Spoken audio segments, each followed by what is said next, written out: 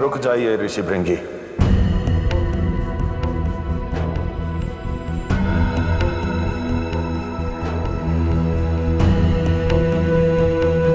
भूलवश एक स्त्री का अपमान हुआ है आपसे, जिसका दंड आपको मिल चुका है। मैं तुम्हें श्राप देती हूँ कि तुम्हारे शरीर में जो कुछ भी स्त्री का दिया हुआ है, अर्थात तुम्हारी मांस मज्जा, वो उस कैलाश से बाहर जाते ही समाप्त हो जाएगी। परंतु आपकी श्रद्धा, आपकी भक्ति मेरे लिए अद्वितीय है।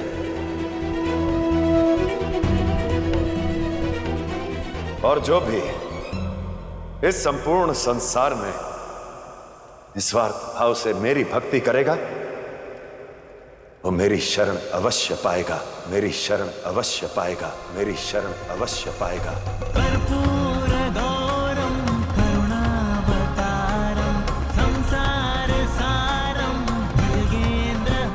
आपकी श्रद्धा, आपकी भक्ति से प्रसन्न होकर मैं आपको वर देता हूं कि जब कभी भी मैं तांडव करूंगा, जब कोई भी मुझे रोक नहीं पाएगा, तब केवल आपके पास यह शक्ति होगी ऋषि भृंगी कि आप किसी भी समय मेरा तांडव रुकवा सकते हैं, मेरा तांडव रुकवा सकते हैं, मेरा तांडव रुकवा सकते हैं, मेरा तांडव रुकवा सकते हैं। और यह शक्ति केवल आपके पास होगी, ताकि यह संपूर्ण संसार सदैव आपको और मुझे जोड़कर स्मरण रखे। प्रभु,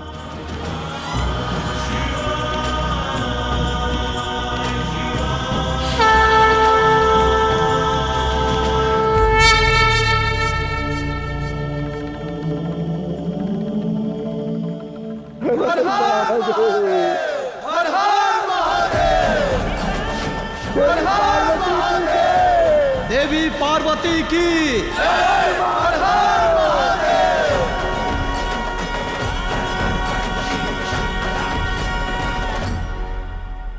तुम्हारे 16 सोमवार व्रत का फल स्वयं चल के तुम्हारे सामने आ खड़ा हुआ है। मैं असुर माता दिति अपने पुत्र तारकासुर के विवाह का प्रस्ताव तुम्हारे समक्ष रखती हूं।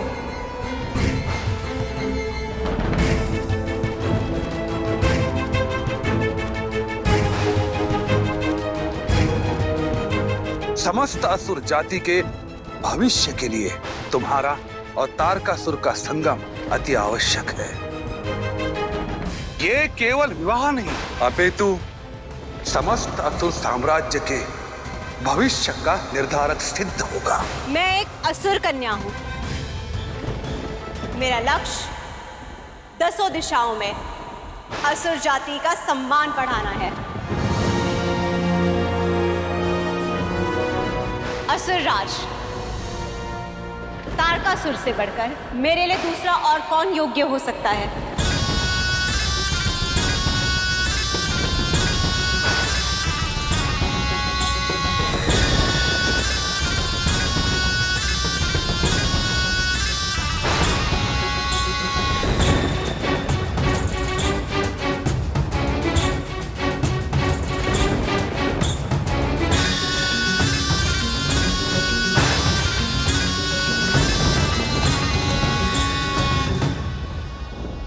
मैं तारकासुर और संबुकी के विवाह की घोषणा करती हूँ, घोषणा करती हूँ, घोषणा करती हूँ।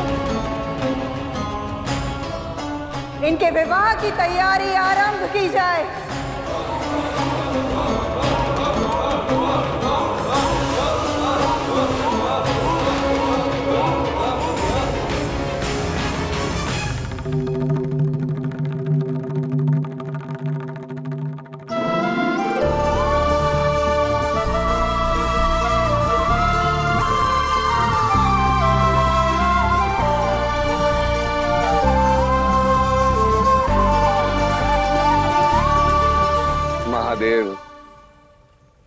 महात्म्य और देवी पार्वती ने अर्धनारीश्वर का रूप लेकर इस संपूर्ण संसार को एक अत्यंत महत्वपूर्ण सीख दी है कि विवाह के पश्चात कोई भी स्त्री पुरुष एक दूसरे के बिना अपूर्ण है।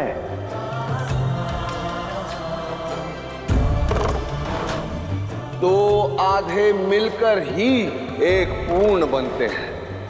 आज इस समस्त संसार के लिए बहुत शुभ अवसर है प्रभु। आप अपने दाम्पत्य जीवन का आरंभ कीजिए। मैं चलता हूं, मुझे आज्ञा दीजिए प्रभु। माता, इतनी भी जल्दी क्या है?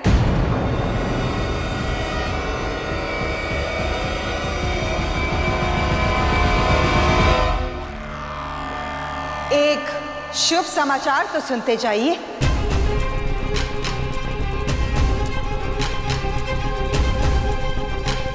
प्रणाम महादेव।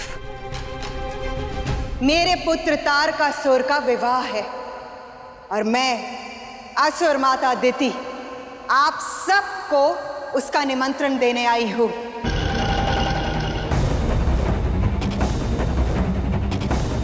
कृपा करके आप सब मेरा ये निमंत्रण स्वीकार कीजिए, ठीक उसी प्रकार जैसे हम असुरों ने शिव और पार्वती के विवाह का निमंत्रण स्वीकार किया था। इस विवाह में देवी देवता सम्मिलित नहीं होंगे, क्योंकि यदि वहां देवी देवता आ गए तो वहां उत्सव के रंग में भय और चिंता का रंग चढ़ जाएगा। भलाई इसी में है कि देवी देवता ना आए।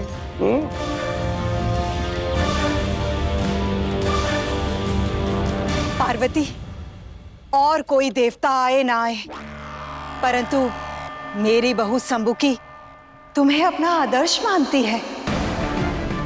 उसकी बड़ी इच्छा है कि तुम उसके विवाह में सम्मिलित हो। दीदी, देवी पार्वती को विश्राम की आवश्यकता है। तुम जाओ, हम विवाह के पश्चात तुम्हारी वधू से अवश्य मिलेंगे।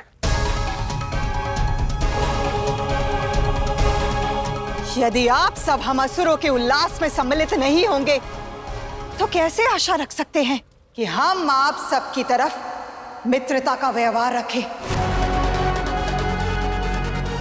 बड़ी श्रद्धा से मैं निमंत्रण लेके आई थी, परंतु अब आपकी इच्छा महादेव।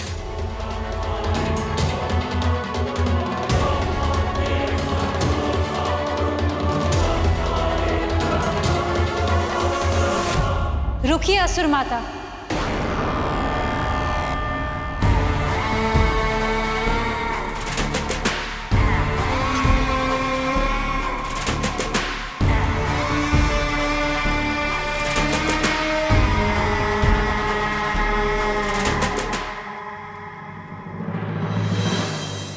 उचित कहा आपने। आप और सभी असुर हमारे विवाह में आए थे, चाहे उसे रोकने की ही मंशा से क्यों ना आए हों, परंतु आप सब ने हमारे निमंत्रण का मान रखा। मैं और महादेव तारकासुर के विवाह में अवश्य आएंगे, विवाह में अवश्य आएंगे, विवाह में अवश्य आएंगे।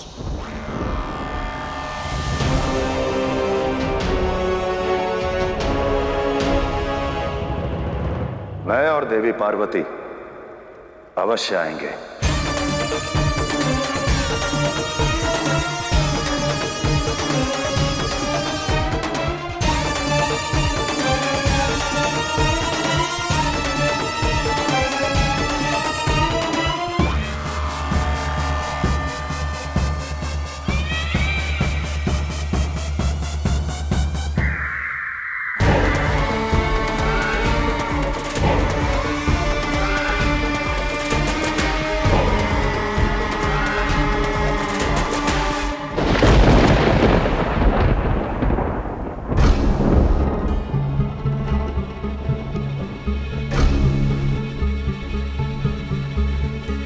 महादेव की शक्ति है पार्वती और तारकासुर की शक्ति सम्मुखी अर्थात मैं बनूंगी तारकासुर की शक्ति। जितनी निर्बल पार्वती होगी उतने ही निर्बल महादेव होंगे। अब मैं तोड़ूंगी पार्वती का बल, उसे हर प्रकार से निर्बल बनाऊंगी ताकि मेरे पति शक्तिशाली बन सके, महादेव बन सके, महादेव बन सके, महादेव बन सके। आओ पार्वती, स्वागत है तुम्हारा मेरे विवाह में।